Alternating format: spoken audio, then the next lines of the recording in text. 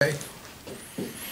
Hello, my friends. This is Tyrone Brooks, president of the Georgia Association of Black Elected Officials, 32nd year veteran of the House of Representatives, and just to give you an idea of what to expect during the next session of the Assembly from January to April. Of course, one of the things I'm doing, as I have been asked by the Georgia Alliance of African American Attorneys and Georgia Association of Black Women Attorneys, introduced legislation, which we've already pre-filed, House Bill 30, which will revamp and reauthorize by statute the Judicial Nominating Commission so that we can improve on the number of African American judges that we have in Georgia, particularly in Fulton County and Metro, but across the state. In addition to that, we will be calling for the immediate restoration of rights of felons once they're released from our prison system and come out immediately. As soon as you walk out the door, we want you to be able to vote again. Not wait until you're on probation or parole. That's another thing. One of the things I hope we can do collaboratively and collectively is urge the state, legislature and the governor, to accept the $33 billion that is available to Georgia right now under President Obama healthcare proposal, Obama's Healthcare Reform Act. Because if we do that, almost 1 million citizens in Georgia will have health insurance, almost 1 million across Georgia. Without this $33 billion over a 10-year period, many people across this state, almost 50 million, will not have health insurance. And that's a tragedy. Babies, their families, their mamas, their daddies, poor working people won't have health insurance. So we're calling on the citizens of Georgia to rally together and urge their lawmakers and the governor to agree on the fact that we need to accept the money that we've already paid the federal government. It can come back to us in the form of Medicaid expansion monies. We got to act on what we call the bed tax. That's the media terminology, but this is really a subsidy to hospitals, poor, struggling hospitals across the state that need this money in order to maintain their level of services and to keep their doors open. Without the reauthorization of what they call the bed tax, many hospitals across this state would be devastated. Grady Hospital in Atlanta, hospitals all around this state will suffer, and many will close down if we do not reauthorize what is normally referred to as the bed tax. But it's nothing but a subsidy to make sure that we keep the doors and the services available to citizens across Georgia. So Medicaid expansion and the bed tax go hand in hand in order to maintain our level of service or improve on our services to the people of this state. It's absolutely, it's almost unimaginable to assume that this won't happen, but you can never tell in the body politic what's going to pass, what's not going to pass. If you're around long enough, you'll understand that you can never predict what's going to happen in a session of the Assembly or in the session of Congress or City Council, School Board, County Commission. You never know because you have such a diverse makeup of these political entities. But we pray to God that the people of Georgia will say, we got to have the bed tax reauthorized, we got to have Medicaid expansion. Otherwise, the level of services that we see in this state across Georgia is going to deteriorate, and we will lose many of those medical providers and institutions across this big state of Georgia. The budget is always an issue. The budget is critical. It's the #1 item that we convene to pass. We have to agree on a budget, but that budget will come at the last hour, the last day. It's always that way. Right at the end of the session, we pass the budget, the big budget. So I know there's a lot of discussion, about the new stadium that Mr. Blank wants, the Falcons want. Well, it's my position that Mr. Blank ought to build his own stadium. I don't believe that taxpayer dollars should be used to construct private stadiums for private companies. The Falcons is a private business. It's a business. It's not a charity. Many people make billions of dollars in professional sports. Mr. Blank is a successful businessman. He and Bernie Marcus been done very well founding Home Depot. I think those two men ought to come together and say, you know what, we're not going to ask the taxpayers of this state to fund $300 million to build a new stadium. we're going to do it ourselves. And I think they would be viewed as good corporate citizens in public service rather than asking the taxpayers to subsidize professional sports. It sets a bad precedent. I am not for using public tax monies to build a private stadium.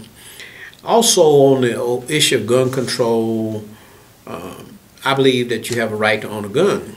I just believe we ought to use some common sense. And I know that in this region of the country, people love to shoot. The hunters, people who like to target practice, they should understand that there is no downside for them to have their own weapons to hunt and to target practice if we talk about some sensible solutions to the level of violence that we see escalating across our communities. What does it take for people to come to some sane program or mechanism to begin to speak to the violence? What does it take? How many deaths? How many children must die? How many accidental shootings? How many domestic killings must we have in families for the people of the state of Georgia to say, hey, time out, we got to do something different? We're not talking about taking away the citizens' right to own weapons. We're talking about having a policy where we can have stronger background checks and the confiscation of those assault weapons that are used to just create so much carnage. So SCLC and all of our partners, GABIO, NAACP, Rainbow Push, will continue to work on stopping the violence, saving our children, ending the carnage, and we will be calling on the General Assembly in the state of Georgia to work with us to accomplish that goal. These are just a few of the issues that I know will be very prevalent during the next session of the Assembly. Mr. Brooks, I only have, Representative Brooks, I only have one question, and that is the charter school amendment passed. What do we expect to come from that? What you're going to see now is a lot of companies that are out of state lining up to urge the General Assembly and the new Charter School Commission to begin to create more opportunities for them to make money. All of those companies that sent money into Georgia to finance the Charter School Amendment and its passage, they're going to line up now to cash in.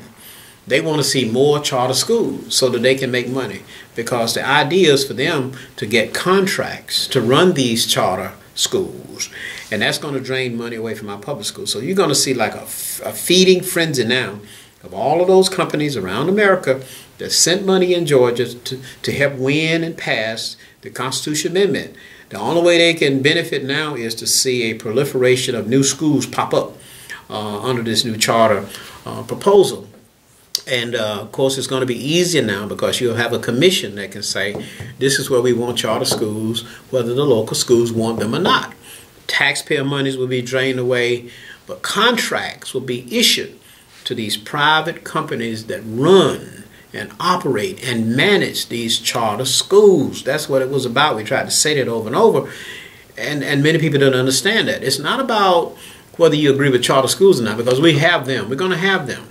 But the local school districts now will not have the authority to decide if we're going to have them. The Charter School Commission has been authorized under this amendment to say we're going to put charter schools all around this state. Local school districts won't have any say-so, and then they're going to sign contracts with private firms to run them. And those are the people who were pushing the Charter School Amendment, and those are the people who are going to make money at the expense of our children and our local taxpayers who finance our public school system. Now, I've been hearing conversation saying that the parents at the public schools need to get together and petition so they can have their own charter schools. They will have an easier opportunity, challenge to get charter schools now because of this constitutional amendment. It will make it easier for them to set up charter schools. The question is, who's going to pay for them? The taxpayers will pay for them. And the monies that now go to our public schools across this state will be drained from those public school budgets to finance the charter schools. That's what's going to happen. So you'll see more charter schools created, but you'll see a deterioration of the quality of education in our traditional public schools. That's the tragedy. Is this segregation all over again? Yes, in a way. It's economic segregation. And the way it's going to break out across the state, a lot of it is going to be based on race and class. But believe me, the intent of the charter school movement is to make money for private companies that run them. That's what it's about. And it's hurting our public school structure as we know it. That's what Dr. Joe Lowry tried to articulate. Many of us tried to articulate. Many people didn't understand it because the language on the ballot was very deceiving. And that's another thing we got to remember. Reverend Timothy McDonald and others filed a lawsuit challenging the language on the ballot because the language had nothing to do with the reality of what the charter school amendment was all about. And I hope that that challenge in court will prevail, and so that some level of court, the Supreme Court probably will have to address it at some point. But I hope as it goes up to the Supreme Court will say, this vote on the charter school proposal, House Resolution 1162, is null and void because the language was deceiving. The language did not clearly state what the amendment was all about. And I think that's what confused a lot of people across the state. So if the language that the legislature passed to codify the amendment goes on the ballot and another vote is taken, I believe we can turn it around. I believe we can defeat it. But the language confused people. They thought they were voting for motherhood and apple pie because it sounded so good in terms of the way, but the language was deceiving. So I hope Reverend Timothy McDonald and the other plaintiffs prevail, and I hope the Georgia Supreme Court overturns the vote and orders a new election. And on that note, I'd like to say thank you, Mr. Brooks. Thank you, Clyde.